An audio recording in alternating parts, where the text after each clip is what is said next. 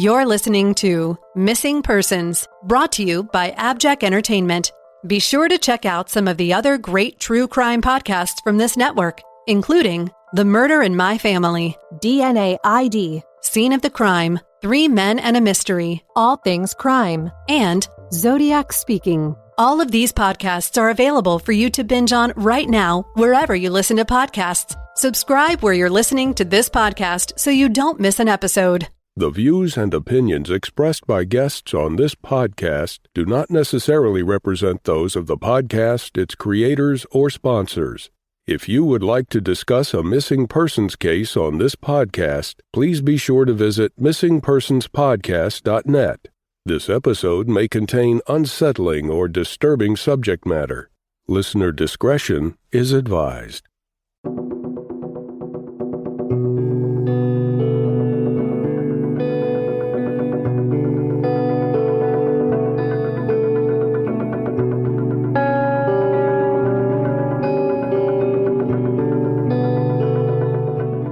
Welcome to Missing Persons, a podcast dedicated to spreading the word about people who have vanished under mysterious or unexplained circumstances and the family members who are looking for answers. I'm Jess Betancourt. And I'm Mike Morford. Together we created this podcast to help give a voice to people who continue to look for their missing loved ones. In some cases, even after decades have gone by. In each episode, you'll hear from Jess giving listeners the backstory and the basic facts of the disappearance. Then Mike will speak with someone who's intimately connected to the missing person, and his guest will share their story with us. Please stay tuned at the conclusion of this episode to hear about our Patreon program and our commitment to help find people who have gone missing. We'll also share with you where you can find more information and how you can join our team and help our efforts. You'll get recommendations for other podcasts we think you'll enjoy, and more. So sit back and enjoy this episode, and who knows, maybe you can help us find someone who's missing. Episode 31, Kaylene Marie Oehling. Kaylene Marie Oehling was born on August 6, 1999. Growing up, she lived with her dad, Jason Oehling, and sister Haley, with whom she was very close. She also lived with her grandfather for a time during her teenage years. In early 2020, Kaylene was 20 years old and living with friends in Lower Etna, Pennsylvania. She had plans to get her GED, and she was working, but only sporadically. On the night of January 9th, 2020, Kaylene was staying at her friend Courtney's house. She was there with Courtney and her boyfriend David and Kaylene's ex, Stephen. Around 12:30 a.m., Kaylene told them that she was leaving for a time to go meet up with her more recent ex-boyfriend. This was a man named Michael D. Mano. Kaylene had every intention of returning to Courtney's house. She didn't take anything with her, including the medication she needed for a medical condition, but she never did come back. From what her friends told her family, she drove off in a car being driven by Michael Mano. There was some communication from her after this time, though.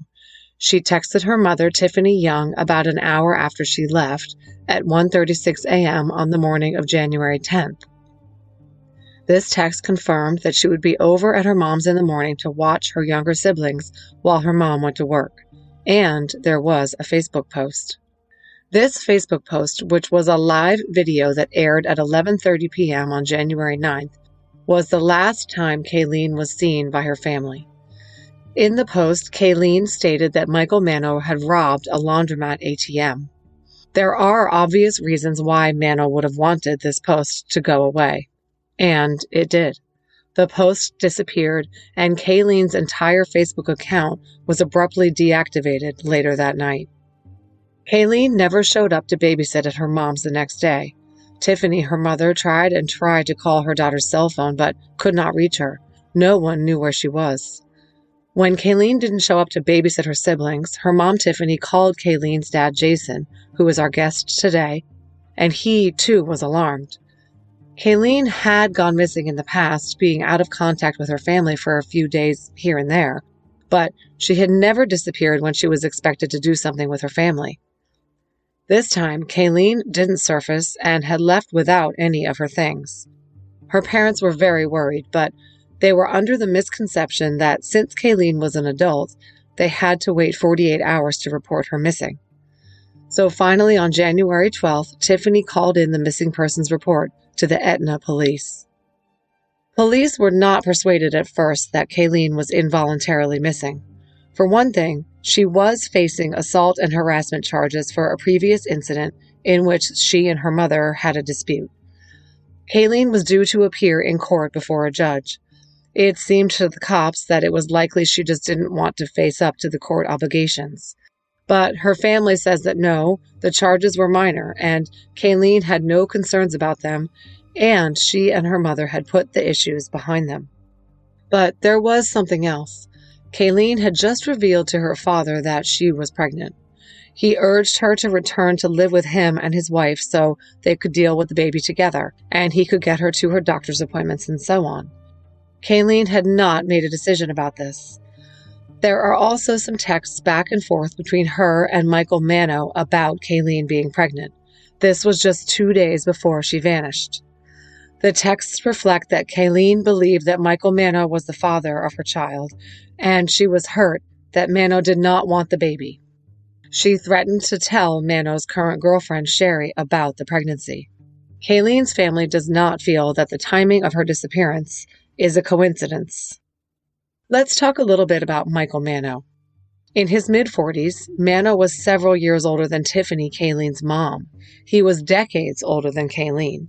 He had children with a woman named Sherry with whom he was still in a relationship when he was with Kaylene. Kaylene knew about this relationship. It's not clear why she put up with this arrangement, but her family says that texts between Kaylene and Mano, screen grabbed from her phone by her parents, show that she was being emotionally manipulated and abused by the older man. Kaylene was a bit gullible and naive and easily fell under the spell of the controlling older man who had her under his thumb. Michael Mano is a career criminal and multiple felon. His rap sheet is extensive and spans several states. As of 2014, he had 11 felony convictions in the state of Pennsylvania, as well as 2 federal convictions. According to the publication The Cranberry Eagle, quote, his record includes crimes ranging from theft to arson to statutory sexual assault. He served at least 5 stints in jail for those convictions. Additionally, court records reveal that he served 5 years in federal prison on a 2004 gun charge in Pittsburgh. In 2014, Pennsylvania State Police charged Michael Mano with conducting a corrupt organization, as well as burglary, 4 counts of theft, and 5 counts of receiving stolen property. This was as a result of a crime spree spanning 3 states, Georgia, Pennsylvania, and Virginia. Mano was on the run for over a month before finally being tracked down in Pittsburgh by the U.S. Marshals. Michael Mano is a bad dude with a history of sexual assault and violence toward former girlfriends.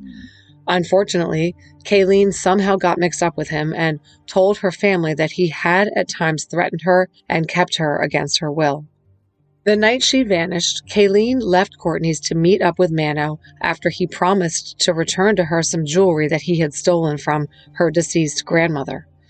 And police found that both Mano's and Kaylene's phones pinged in the lower Etna area at 1:36 a.m. on the 10th, and Kaylene's phone never pinged after that.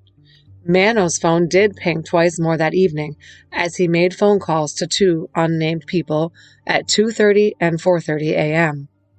Since Kaylene's disappearance, all calls to her phone have gone straight to voicemail, and her electronics benefit transfer card has not been used. She has missed multiple significant family events, such as her grandfather's funeral, that her family knows she would not have missed by her own choosing. The family has conducted multiple volunteer-driven searches in areas where both Kaylene and Michael Mano were known to go. According to Jason Oehling, they suspect that Kaylene might be found either on a large piece of private property owned by someone connected to Michael Mano, or in a lake that has not been named publicly. There has been some recent movement on this case. In February 2021, the Allegheny County Police announced that they do have a suspect in Kaylene's disappearance, which they believe is the result of foul play. They did not name this person, but the family is certain that it is Michael Mano. From what they have heard about Mano's interviews with police, He has maintained that Kaylene is alive, and he has been in touch with her and knows her whereabouts. Beyond that, he will not say anything about where Kaylene is. He has told police that Kaylene does not want to be found. Police are pressing charges against him, but not for murder or anything having to do with Kaylene's disappearance. What happened was, Kaylene's younger sister, who was a minor, posted on her Facebook page that she was seeking justice for her missing sister. Mano then commented on her post by posting an explicit selfie photo of himself and Kaylene. He also sent the same photo to Jason. This was seen by the family as a taunt by a sick and vindictive man, and they reported it to the police. While it is believed that the photo predates Kaylene's disappearance, police were able to charge Mano with corruption of a minor and disseminating pornographic material. Jason and Tiffany are hopeful that more significant charges relating to Kaylene's disappearance and probable murder are imminent. When Kaylene went missing, she was 20 years old, 5 foot 1 inch tall, 110 pounds, with brown eyes, brown hair, and glasses. Kaylene was last seen wearing a black hoodie and camouflage pants. If you have any information about the disappearance of Kaylene Oehling, please call the Allegheny County Police Department at 412-473-1200. Mike Morford sat down with Kaylene's father, Jason Oehling, to talk about his daughter's case. That conversation is coming up after a word from our sponsors.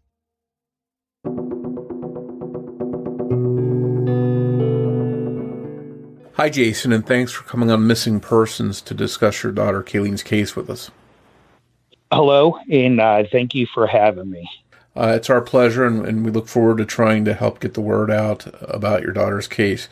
Can you start off just telling us a little bit about Kaylene and a little bit about her background and who she is and a little bit about her life?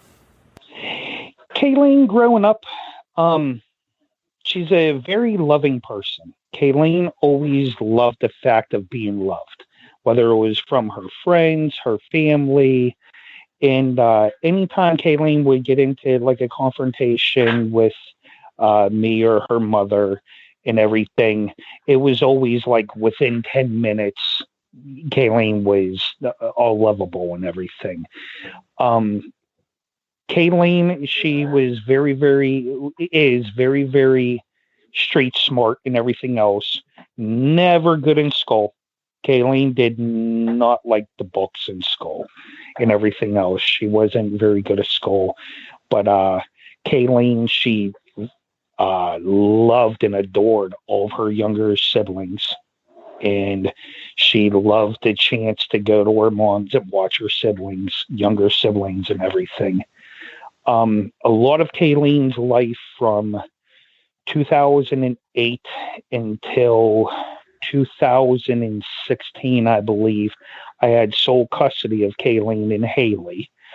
And with me at those times being a single father, Kaylene and Haley, she's 18 now, they got very much attached to each other. They were very close because I wasn't a female and everything. But Kaylene, growing up, she was more tomboyish.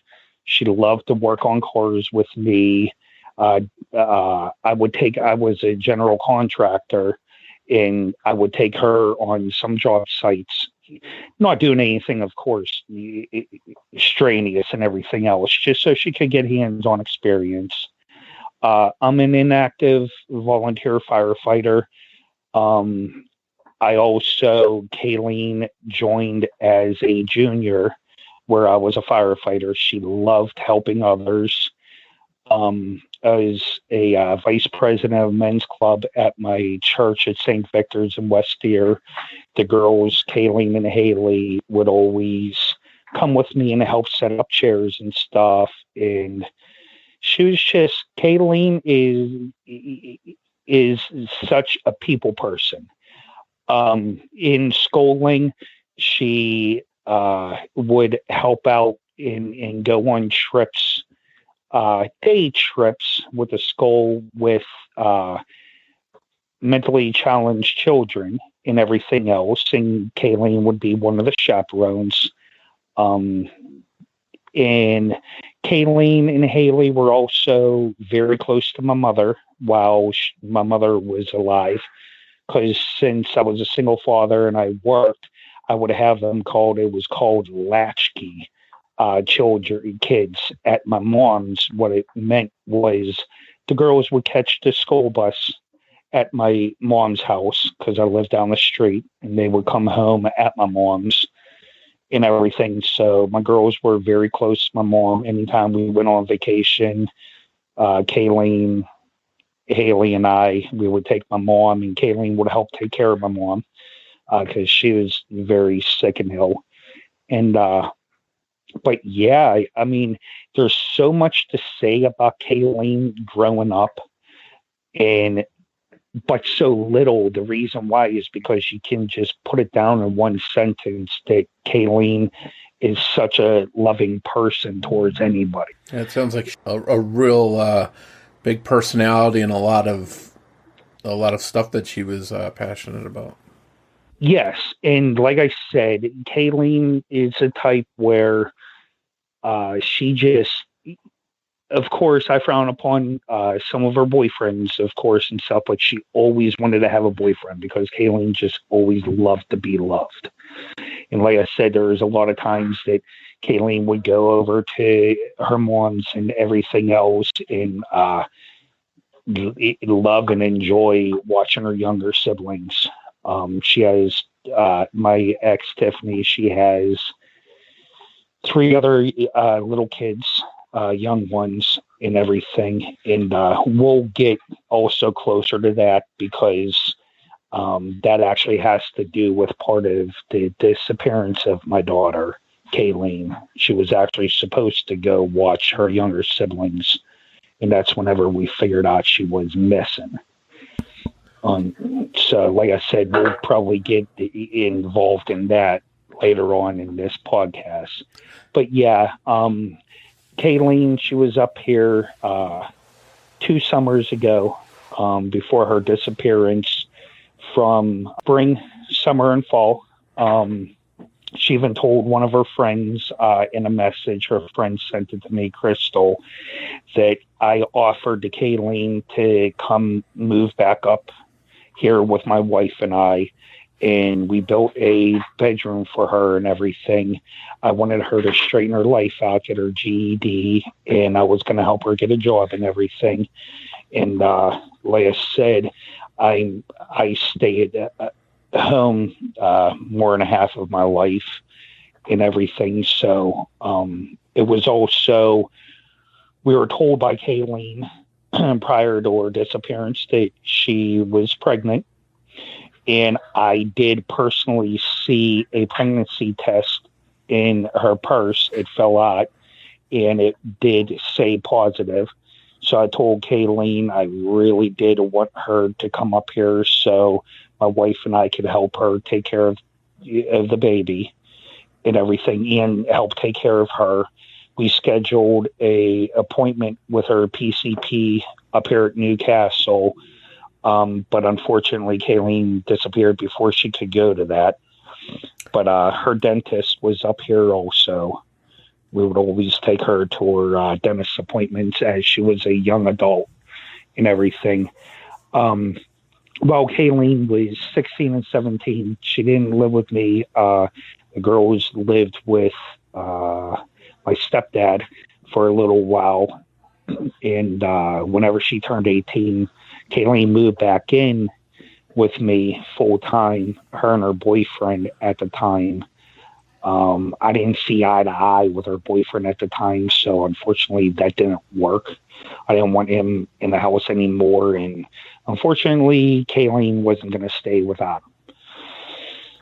Yeah. But other than that, like I said, I mean, Kaylene, she adored the animals and everything. There's just, Kaylene did not have the feeling or the knowledge of hate. She seriously didn't. Like I said, people she's got into an argument with, people she's got into a fight with in school or whatever, they always became friends again. So it's like she she didn't know the bad side of people. She always was trying to keep the peace, so to speak. Yes, and unfortunately, where we're going to learn on is that's part of the reason why I do believe that she ended up missing is because of Kaylene's big heart on just wanting to feel basically like the security blanket of being loved by someone. Yeah. And when she did go missing, at the time she went missing, what was going on in her life at the time? Was she working or in college? No. Kaylene wasn't working in college at that time. Prior to Kaylene's disappearance, within after Christmas and stuff, we've been messaging back and forth and about her moving up here. She, like I said, she even sent a message to her friend Crystal. Actually, I say her friend Crystal, but it's pretty funny. Crystal was actually Kaylene and Haley's bus driver in West Ear. And Crystal, she was like a younger school bus driver and everything else. And they just, throughout the years, became really close in everything, friends-wise. And my daughter is best friends, Haley's best friends with Crystal's daughter and everything. But she messaged her and said that she was going to be wanting to straighten her life out. And she even told Mano in a note, like a Mano, that she wanted to straighten her life out and move in with my wife and I. She wasn't working at the time. Kaylene never had a driver's license.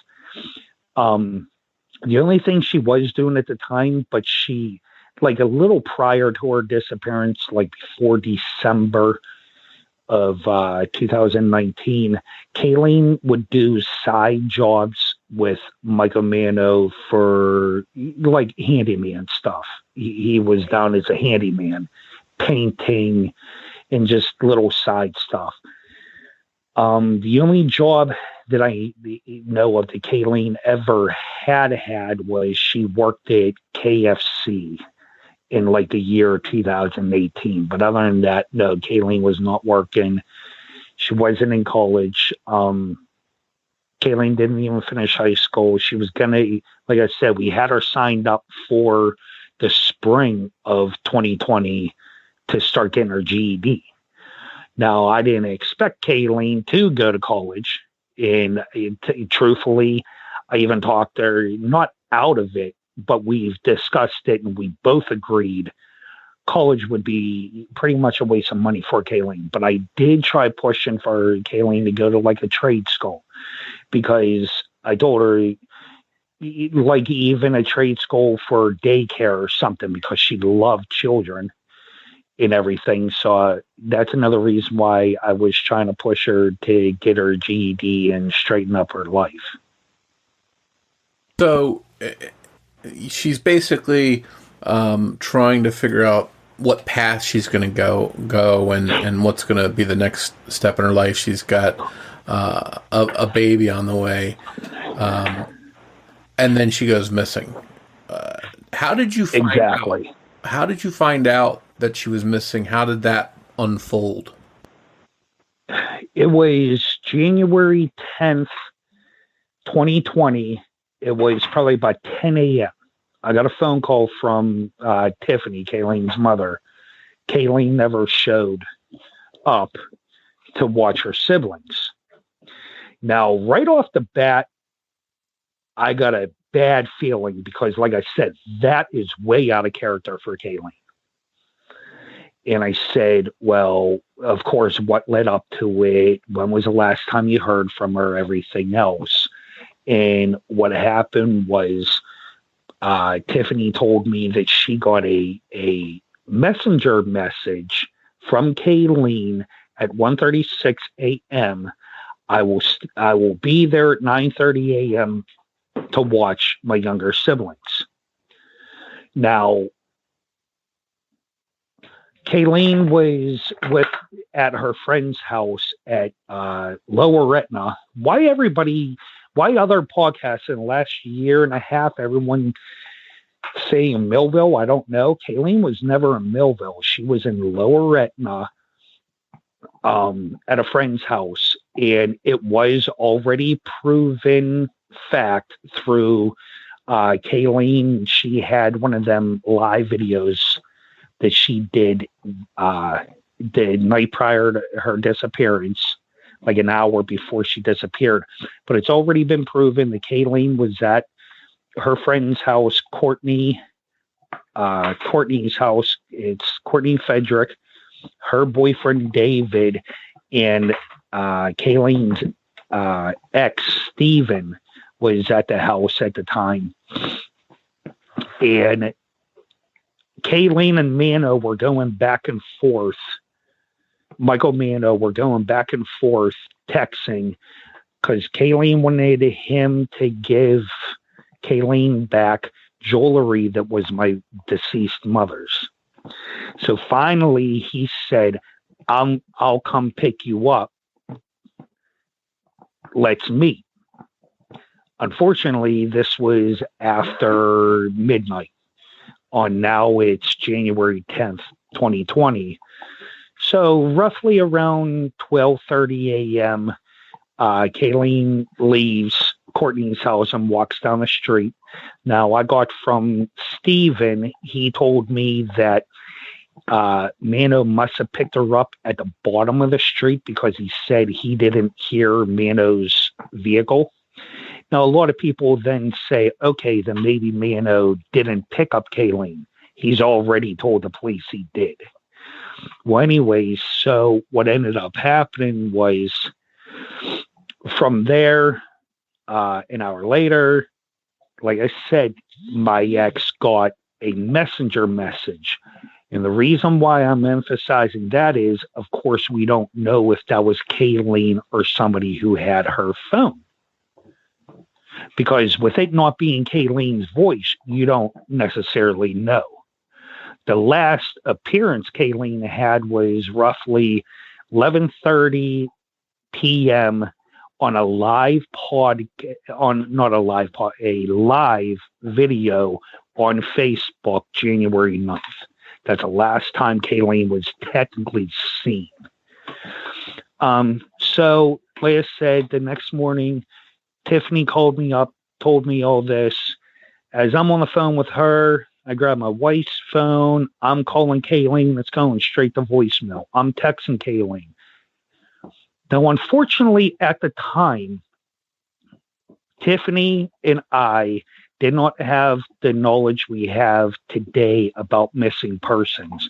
We thought we had to wait 48 hours. And unfortunately, we did. We reported Kaylene missing in Etna, Pennsylvania, January 12th, 2020. After the 48-hour window went by. Correct. Which is the crucial time when someone's missing, sure. Yes. Unfortunately, we were always told, since Kaylene was an adult at the time, she was 20 years old, we were told we had to wait 48 hours. Now I have the knowledge, and I'm going to emphasize this to everybody listening to this. If you have a missing loved one, as soon as you know they're missing, call, because time is crucial. Well, so finally, after the 2 days, we're not getting a hold of Kaylene, everything else.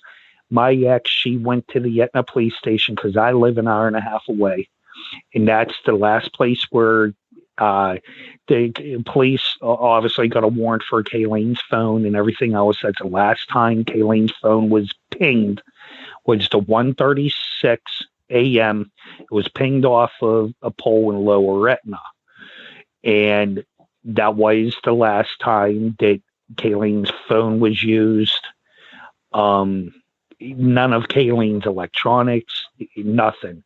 Also at the time, prior to Kaylene going missing, she made a post about her ex-boyfriend at the time that they were battling back and forth.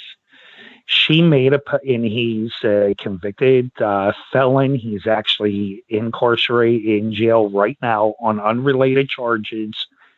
butt related also. He was sending nude pictures of Kaylene. Well, anyways, what happened was, sorry, I just lost train of thought. Nope, no problem. I apologize. Oh, what happened was after the phone. I'm sorry. I'm so sorry. No, take your time. Their friends came together. I just reliving everything. All the time. Okay. Well, anyways, both Michael Mano's and Kaylene's phone both pinged at the same time together at 1:36 a.m. because the police did get also a warrant for Mano's phone records. And both of their phones did ping in Lower Retina at 1:36 a.m. Kaylene's never did since. Now, Mano, after that day, his phone pinged, of course, more than two more times, but his phone pinged two more through the night that actually has to do with a statement that he's given the police. And one of the times was around 2:30 a.m. He tried telling the police that he was calling off of work, which I call BS because he was a handyman, didn't work for a specific person, and nobody calls anybody to call off of work at 2:30 a.m. unless you start at like 3 a.m. The other time his phone pinged at 4:30, and his phone pinged in the Aspinwall Fox Chapel area, was the following time that his phone pinged. Now, I know, and the police know who he called. That stuff, I'm not going to go public yet because they are still being investigated. These two individuals that he called. Well, anyways, from there, Kaylene had an EBT food card. For those that don't know, for other states and everything, it's basically assistance from the government. And she also had medical insurance through welfare, and none of that stuff has been used since. Oh, now I remember. Kaylene, prior to all of that, she made a post about Mike Mano, the convicted felon, that he robbed a laundromat ATM. Within the hour, the post was deleted and Kaylene's account was deactivated whenever the time that she met up with Mano. So, of course, in my eyes, as Kaylene's father, there's at least one motive. Another one is Kaylene messaged Mano, which I have these messages, January 8th, 2020, that she was pregnant. Why doesn't he want to have anything to do with her? And he replied back, I will never leave my son and his mother. Which then Kaylene replied back that she was going to tell them, his girlfriend Sherry, that she was pregnant. Stuff coming to the surface that's causing a lot of, I don't know, stress is the word? Yes. And like I said, this stuff, I can say and back it up with the snapshots. I already have those snapshots publicly on a couple of pages that I have that I made for Kaylene on social media. I have all them messages even posted, even the one where Kaylene accused Mike. And let me just ask you a little bit about Mike. As a father myself, I can imagine that any boyfriend that Kaylene would bring home, you'd give a good going over to see what your thoughts and impressions of him were. And you mentioned, I think, that you were uncomfortable with Mike? Was there something that you knew right from the beginning in his background? Well, no. The one that I said that I was uncomfortable with, that was actually Steven. I never met Michael Mano. Okay. When I found out about him in October 2019, Tiffany called me up. She said, Kaylene's seen this man that's older than me, and she didn't like it, blah, blah, blah. I did some research and found out, well, Tiffany had Michael Mano tagged in a lot of posts in Facebook, and I looked at it as a lot too little too late whenever Tiffany finally, because they kept Mano a secret from me. And here's the reason why. When I found out about Mano in October of 2019, moral of the story is, Mano called the cops on me, and Penn Hill's sergeant called me, and I was not allowed to contact him. I was not allowed anywhere near him. Me for harassment, trust me, all the above. Because when I found out, things weren't pretty. I found out also while Kaylene was up here, and she was actually on the phone with him. And yes, I was yelling in the background. And what later on that night is whenever that sergeant called me from Penn Hills.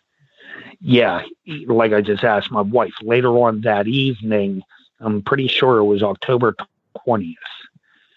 And that's whenever things went like sour. Because I did a background check and everything on him. And even in 2014, he's labeled as, in the newspapers here in the state of Pennsylvania, a career criminal that has over 13 felony convictions for state and federal. I mean, he just got out of federal prison back in like 2015 or 2016. So this is all troubling stuff. Yeah, especially, I mean, he has not been just convicted of nickel and dime stuff. He's been convicted of statutory rape. He has a lot of theft convictions, stealing cars, property, stuff like that. He's been convicted of arson. Right now, he's on probation right now. He was out on bail, and then he took in April 4 more charges, 3 felonies, 1 misdemeanor on sending explicit photos to my 17-year-old daughter at the time and myself. He sent them originally to me. I sent it to the police and everything else. They were like checking on it and everything else. But once he sent them to my daughter, who was a minor at the time, that's whenever they got the warrant, made sure it came from his account, and made sure it came from him. And then that's whenever they picked him up on those charges. But these pictures, they are pictures of Mano and Kaylene before she went missing. But he sent them to myself and my other daughter, I think sometime in February of this year, 2021. How did that unfold? Like I said, how did he just out of the blue send them, or did he do it as a taunting thing, or did he accidentally send them? He did it as a taunting. No, he did it as a taunting on the both of us. Like, I had 3 Facebook accounts at the time, and he, of course, had all my accounts blocked. Now, I had an account as a Kaylene memory account because I wanted to share good memories of Kaylene, and I came across one of his messages in a group. So I opened my mouth towards him. Once he figured out that it was me, that's whenever he sent the picture of him and Kaylene in the, I guess it's called a thread. Then afterwards, he sent one of those GIFs. Was Michael Jackson and laughing, like you just said, taunting me. Well, of course, me seeing a picture like this of my daughter, I flipped. I had the detectives right on the phone and everything else, because at the time, I don't know if they were current pictures, saying, hey, go there right now. My daughter could be there right now, especially this being February in 2021. Well, anyways, while that was all being investigated, Haley, her and Nano got into it in another page on Facebook, and he did the same thing to Haley. Now, I was talking to Haley, and I said, do you have everything snapshot? Because I couldn't see it, because at this time now he has this account blocked. I couldn't see it, and she said, I have everything snapshot and everything. I knew the owner of the page. I sent him the material, and he booted Mike from there, and he said, and the owner of the page said, I snapshot in case you needed the pictures. He said, but I took it down. I said, we already got it. He was helping me out, very nice guy and everything else. And he couldn't believe that what was happening, but he also was leaving him go, basically so Mano could hurt himself, because Mano just kept going. And finally, I had my sister was going to take Haley right to the police station that night and everything else. But my ex Tiffany, she took Haley straight to the police station. They filed a report. I notified Haley's skull also, because there's police officers in her skull, and I wanted to make sure they're all aware of what was going on. And I didn't want this also to be like not taken seriously. So I made sure multiple police departments knew what was going on, and I sent them all the snapshots. It's pretty clear that he's got a troubled past, troubled criminal record, and now he sends you these kind of photographs, and obviously he gets in trouble for that. So it's pretty clear what kind of person he is from all of that. Now, the police have stopped short of publicly naming him as a suspect themselves, but it's no secret his name is out there as being a suspect in the disappearance of your daughter. Well, correct. He said that night he dropped Kaylene off with a Marcus from Lawrenceville. Of course, this is a year and a half later. Of course, myself and the police found out there is no Marcus from Lawrenceville. He keeps saying that Kaylene's alive and well, just doesn't want to be heard from. I call BS, because you're talking about a child that I just got done saying in the beginning of this podcast that she would not go without talking to me, my wife, and her mother. So nothing adds up. I've been talking to multiple senators and everything else, because we had a problem with whenever we filed for Kaylene missing. I found out that Etna Borough Police Station did not put Kaylene in the computer system as missing until March 13th, 2 months and a day after we reported her missing.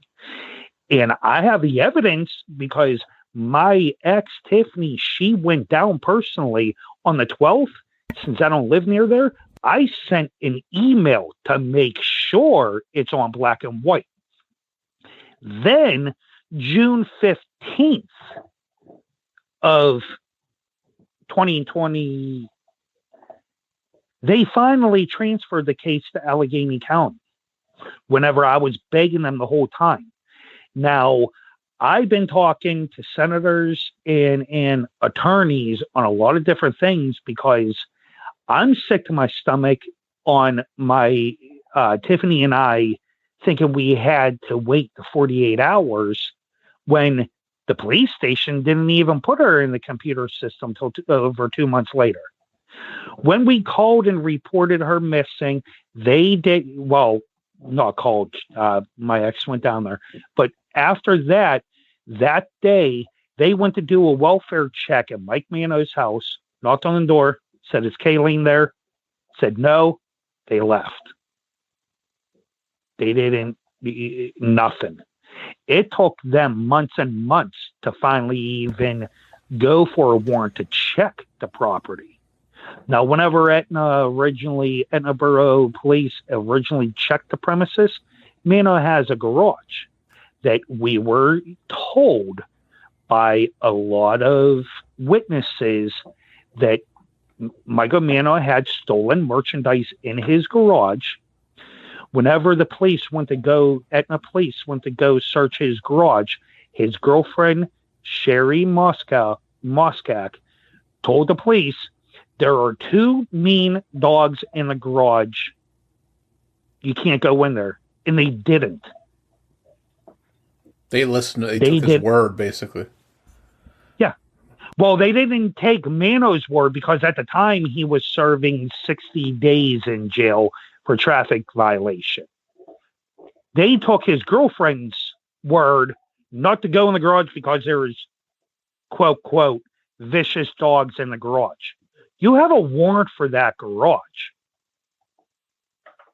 Go in that garage, especially whenever at the time they've even had snapshots of witnesses that came forward and put it electronically that Mano had guns and stolen merchandise in that garage. And the reason why I'm emphasizing guns, he's been a convicted felon since I think the early 2000s, if not even before that, in the 1990s, he's been a convicted felon.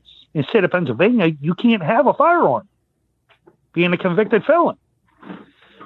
But Etna Borough Police took their word for it and didn't even search the garage at the time. So you think they would have found a way to get in there, even if there were really dogs in there? Well, yeah, it's simple. You tell the homeowner at the time, not homeowner, but the time Sherry, get your dog controlled.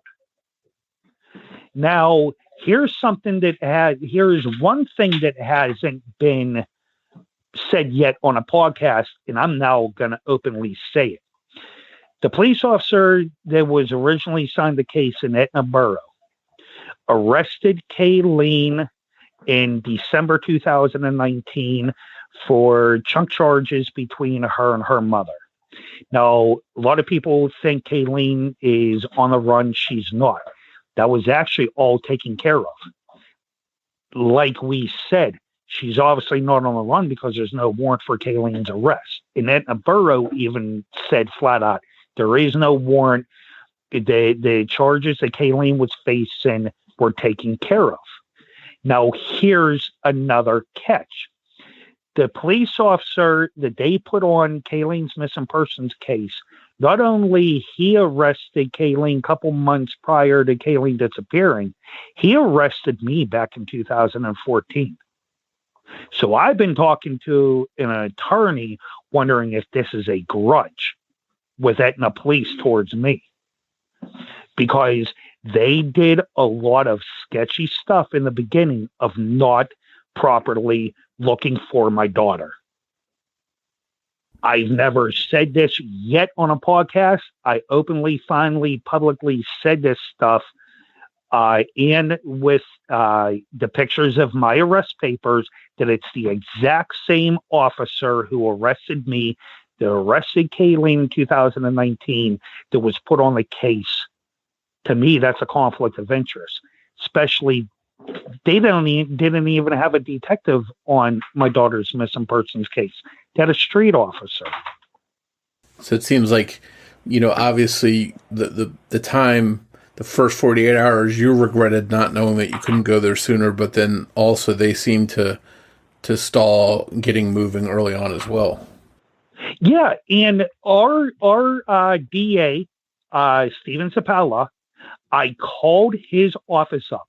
His detective Scott, called me back March 13th, said flat out, Kaylene's not in the computer system for missing. As it went on, because I don't know. So as soon as I then got off the phone with Steven Zapala's office, which I have all that information also because they even followed it up on an email, so I have a snapshot. I called Etna Police. Within 2-3 hours, the chief of police sent me an email. Kaylene is in the system as a missing person. Now, there is a group, a nonprofit group, We Can Bring You Hope. It's run by Michelle Bender. She would not make a flyer for Kaylene until there is a case number. She finally could do a flyer for Kaylene March 16th, because that's how long from March 13th to the 16th it took to even get a case number. So there is even more proof they didn't have Kaylene in the system, because NamUs, which is federal, didn't even put Kaylene in the system until March 16th, because she wasn't in the system for the whole 2 months she was originally missing. So that's a lot of time and opportunities for clues to not be searched and crime scenes potentially to be cleaned up, those kind of things. Exactly. Not just that. At the time, Kaylene could have even... Okay, we don't know 100% of Kaylene's, of course, alive or not. We do, of course, unfortunately, think of the worst because we know Kaylene. She wouldn't go this long. But what I'm getting at is Kaylene at the time could have still even been alive in Mano's garage. She's told the police, Etna Police, before she went missing, that Mano's padlocked her in his garage before. We don't know. Back whenever they served the warrant in April, Kaylene could have still been alive in that garage. And it's just you can't go back in time, unfortunately, and have them redo all that. And I will tell you, everything I say, and I tell this to every podcast I've done in the past year and a half, everything that comes out of my mouth, I have snapshot and picture in document proof. Like I have the documents of course, I'm even saying this publicly. I was arrested in 2014 by Officer Straw. Officer Straw is also the one who arrested Kaylene in December of 2019. And he was also the person doing the missing persons case. Now, one thing I will give Officer Straw, my ex, Tiffany, my wife, Robin, and myself, we hammered for days, in weeks, in months, the Etna Police about why isn't she down as missing person. And I can say that Officer Straw said that he did multiple times go to the chief and asked, and the chief refused at the time to put Kaylene down as. Now, here's the other thing that's disturbing to me.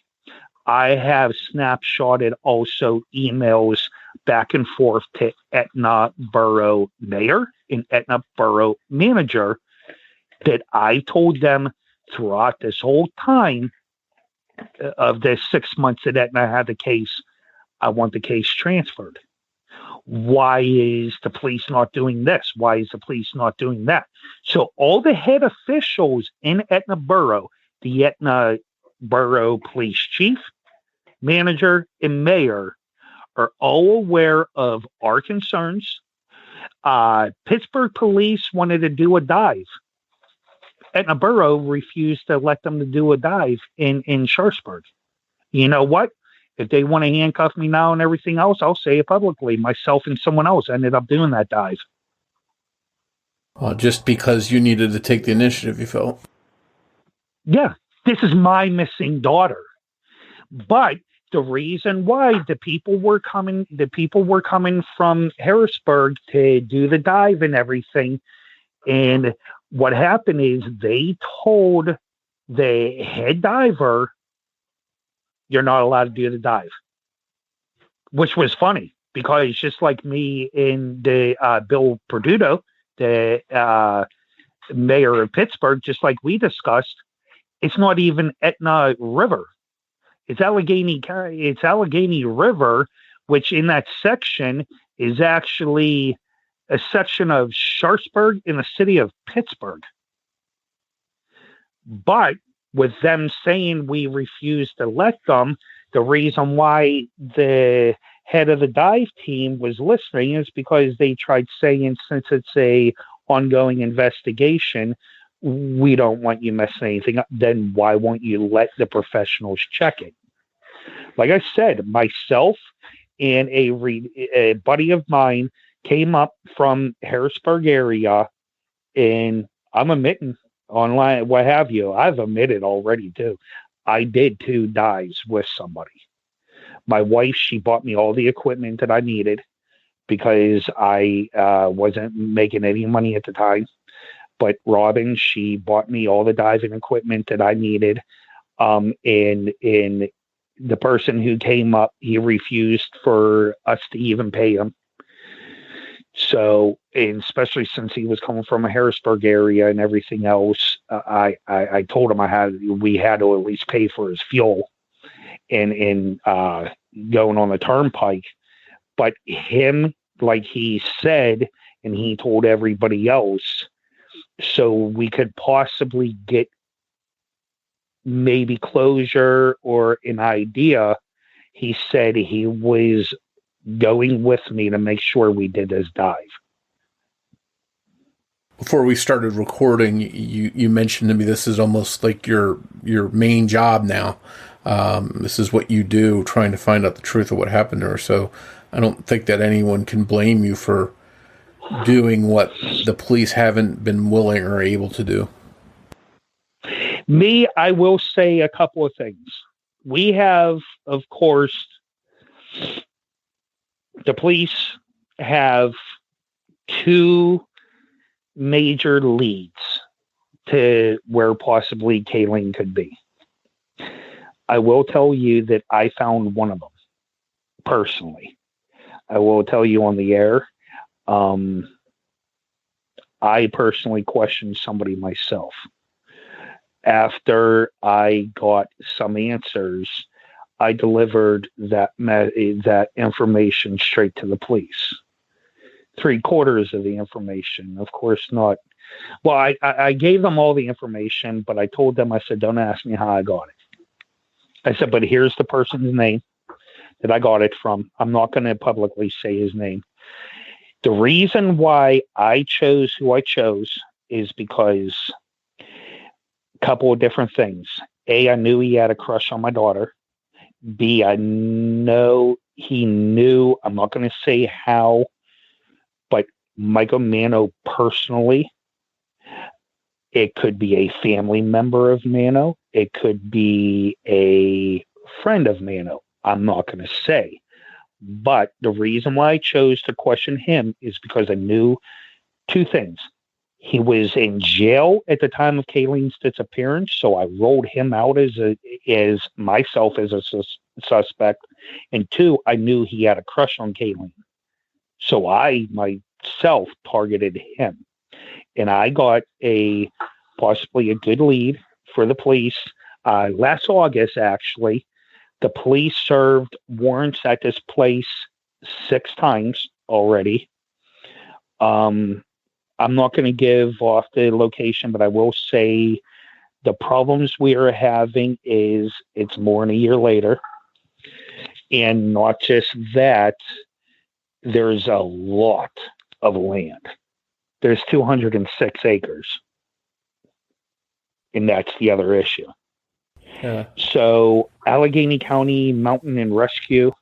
They've helped us multiple times. He actually talked to me, the one of the main guys. We had a phone conversation actually January 1st. And no, not January 1st, December 31st. Throughout that night, I was so surprised. He called me back, and he called me back before the ball dropped and everything else. I messaged him, and just so he could have a message whenever he got back to work and everything. But he messaged me back that night, and we talked. He told me what type of dogs that were going to be needed for the search, because I never realized, and I talked to the police about this. Some of them didn't even realize dogs do different things. There's tracking dogs and there's air-scented dogs. He said we would need air-scented dogs, and the best time of the year in the state of Pennsylvania is at the end of March to the beginning of May. The reason why is because the ground starts to de-thaw and the air-scented dogs can smell then. So in the meantime, I have 3 dogs now, 3 puppies. 2 of them I've been training Kaylene scent. I have, of course, a lot of Kaylene stuff and everything else, and 2 of her shirts. For a year now, I've had on 2 of my dogs whenever they're going to bed and everything else. I've been training 2 dogs also myself that I've taken out myself on some searches.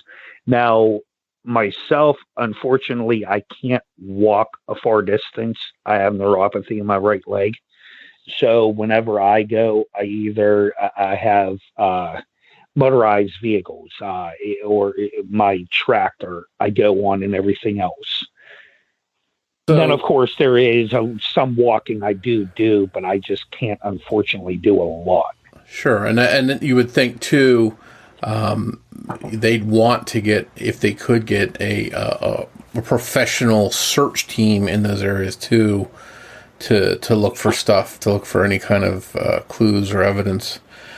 At this point, after all this time, it sounds like there's one main logical direction that points back to the same person. Is that fair to say? Correct. That's what. Yes. And especially with his taunting, he's not making himself look any more innocent. Yeah, I mean, what type of person? Well, we know what type of person sends the father of the missing child and the sister of missing child explicit pictures with him in it of my daughter. Sure.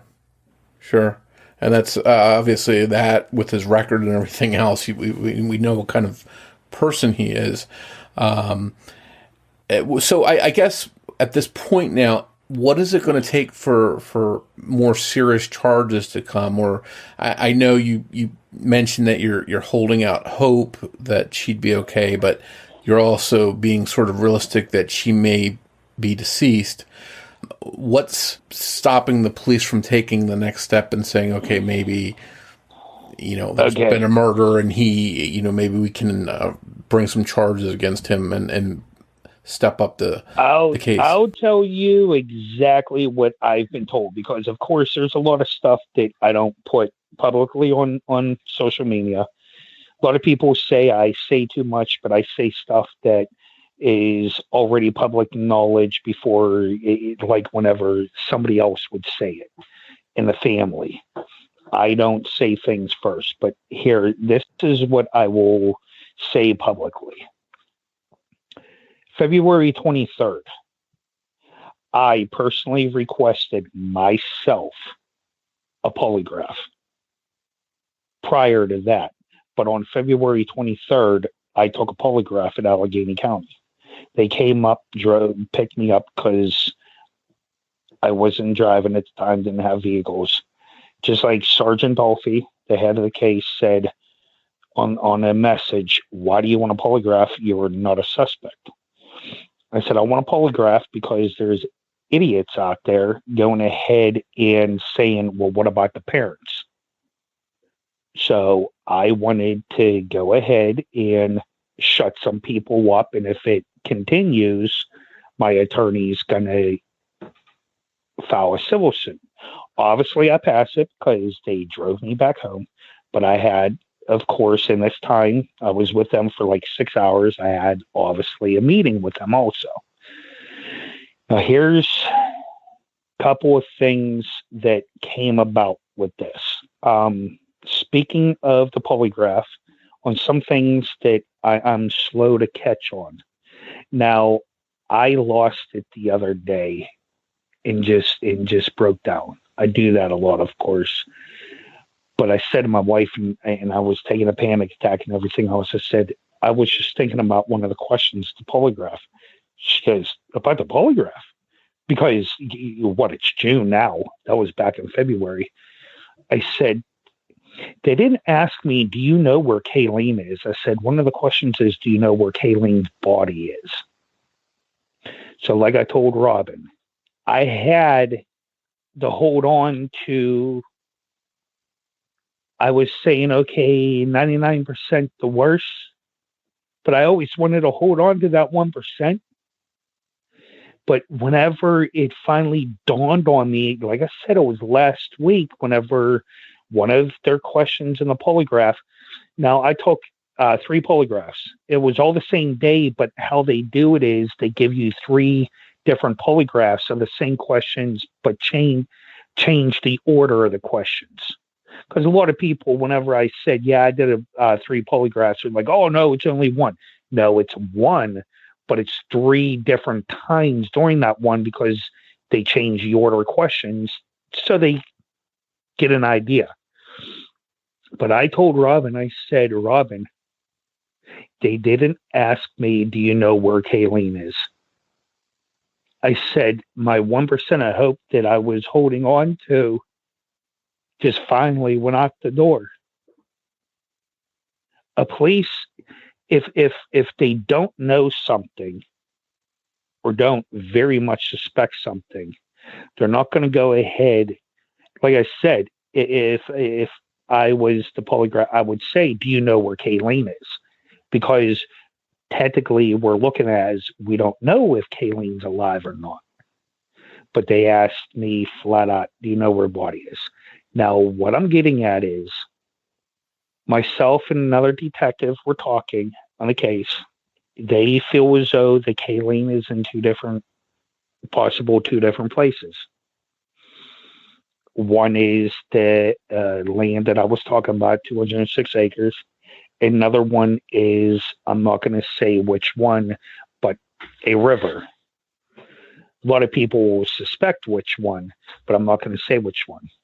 Now, what was scary was they did talk briefly, the police did talk briefly to the homicide DA about, this was a while ago, even before Mano got put back in jail. They said they didn't have a meeting with the DA, but they did talk to them about what they can charge Mano with, suspect with, and everything else if we don't find Kaylene. Now, of course, that will be an uphill battle, but there's a lot more evidence also, too, that people don't know that we all do, that they don't know. And not just that, it's just, they're just like Allegheny County said. I'm not going to say which police officer, but Allegheny County Police, just like what they even said, if they had the case a lot sooner than the June 15th, they said there most likely would have been an arrest by now. Like they said, they got it way too late. They got it over 6 months after Kaylene was already missing. I will say publicly that they are working on They're keeping an eye on some of Mano's court hearings that are coming up, and they are working on being able to charge him with something. I'm not going to say what, but they are working on it, and they've been working on it. Again, it sounds like everything seems to point in one direction, but until they can bring more charges, or until Kaylene's remains might be found or something like that, it sounds like you're sort of stuck with not knowing the truth, and she's officially listed as a missing person still. Correct. And I also want to add something else also, because a lot of people, they came to me after Kaylene's 1 year visual and was confronting me about a news.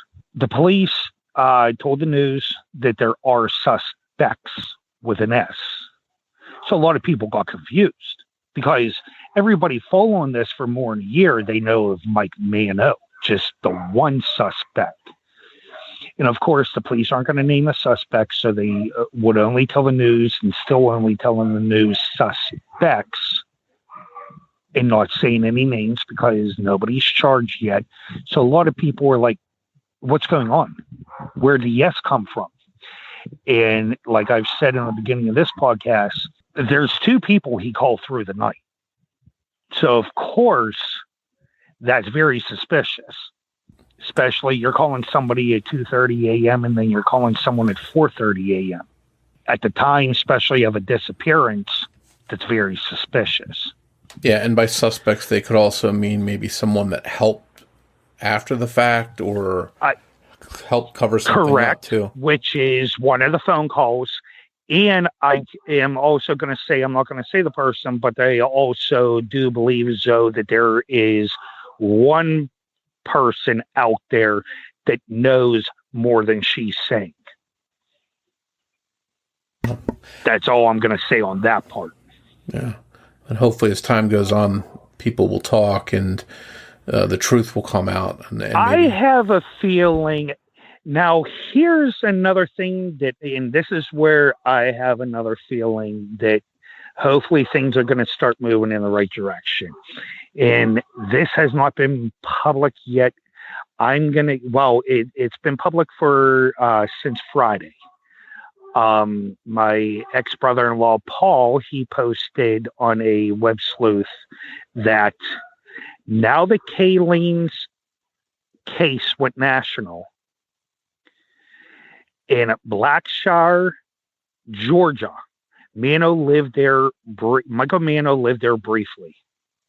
He lived there in the year 2014. After Kaylene's case went national now that Mano is arrested, in April, in May, the last two newscasts, the detectives there are investigating a missing persons case. Now, reopening it. So I assume whenever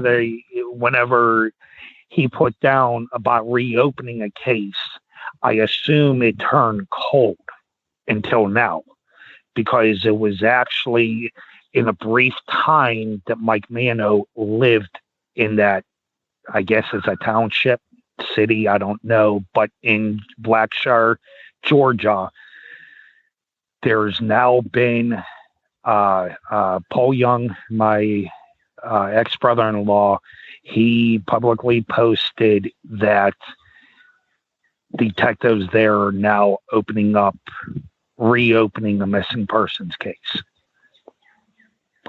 Your podcast is the first one that has this information that I just found out last night. Yeah, so on that information. So it's fresh breaking information then, and hopefully maybe it somehow leads to more clues being uncovered. Do you have any kind of website or social media site set up specifically for Kaylene's case so people can find it and learn more about it? My main one is www.facebook.com/ Missing Kaylene 2020. Of course, there's no space. That's my main account. But really, technically, if you go ahead, if you basically Google Kaylene's name, everything pops up. If you go on Facebook and you hit Kaylene Oehling, all of them will. But that's my main one that I started over a year ago. I have multiple now, and then I also have a couple that I made an office in half of the room I built for Kaylene. I made an office and everything because now I'm a missing persons advocate. I help other families. And like I said, and that's in honor of Kaylene. And so I have 10 pages and groups. I gave up 6 of them actually not too long ago to a couple of my friends because I start getting confused. I was doing too much. And I didn't want to shut the groups down, so I gave them to a few of my friends. They just took over the groups and everything else, and I just kept the main ones.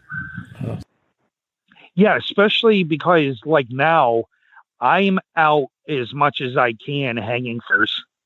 I have my mindset that I want to put it all throughout Pennsylvania, even other states. I mean, my wife and I, pretty soon, we're leaving to go to another state that I have a couple areas planned out that I want to put up flyers and everything else. Because Mano has, not only does he have all them convictions in the state of Pennsylvania, he also has multiple convictions in different states. Now, I can't get a background check in other states, so I don't know what they were from. Like what they were for, but I just know that he's been convicted in Virginia, Georgia, and Florida also for different things. Well, it sounds like you've definitely been putting in the work and putting in a lot of effort, and I hope that you get some answers and that you find out the truth about what happened to Kaylene.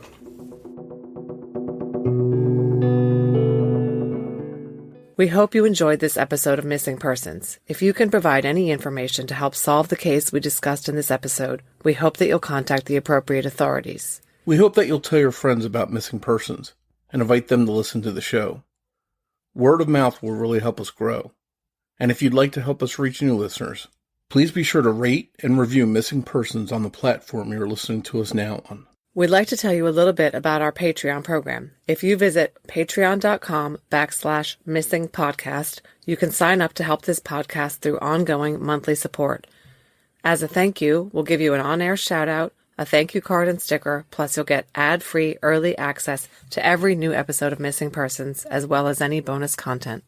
Your Patreon support also goes directly towards helping the missing, because every dollar that we earn through Patreon will be split with 2 worthwhile causes that benefit the efforts to bring missing people home: CharlieProject.org and Private Investigations for the Missing. Your Patreon support will really go a long way towards helping. We hope you'll consider supporting the show. Just a reminder, new episodes of Missing Persons drop every other Saturday. If you want to find us on social media, you can search Facebook for Missing Persons Podcast. We're also on Twitter with the handle @missing_pod. And of course, you can always find us on our website, missingpersonspodcast.net. On behalf of Jess Betancourt, this is Mike Morford, saying thanks, and we'll see you next time on Missing Persons.